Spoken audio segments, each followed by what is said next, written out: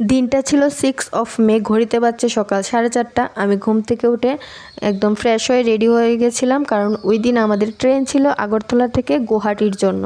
তো সকাল সকাল ঘুম থেকে উঠে স্নান ধুতি করে একদম রেডি হয়ে গেছিলাম আগরতলা রেলওয়ে স্টেশনে যাওয়ার জন্য। আর এখানে হনু দেখো, ও মানে ভীষণ এক্সাইটেড হয়ে গেছে আমরা কোথায় যাচ্ছি না যাচ্ছি ওকে একা ফেলে। মানে ও কি বলবো, ও লিটারালি কান্না করছিল, এরকম একটা ভাব। একবার তো গাড়িতে উঠে গেছে, আর ওর জন্য ভীষণ মন খারাপ করছিল আমাদেরও। তারপর ও মানে হাঁটতে হাঁটতে পুরো রাস্তা পর্যন্ত চলে এসেছে, বেচারা বাচ্চা। তো আমরা গাড়িতে বসে পড়ি, বসে চলে যাই আমরা আগরতলা রেলওয়ে স্টেশনের উদ্দেশ্যে। আর দেখতে দেখতে আমরা চলে আসি আগরতলা রেলওয়ে স্টেশনে। মানে আমাদের এটা ছিল ফার্স্ট ট্রিপ। আর ভিডিওগুলো করছি কারণ ভিডিওগুলো আমাদের ভবিষ্যতের জন্য একটা মেমোরি কালেক্ট করা, এটাই আমার ভিডিও করার মেন উদ্দেশ্য।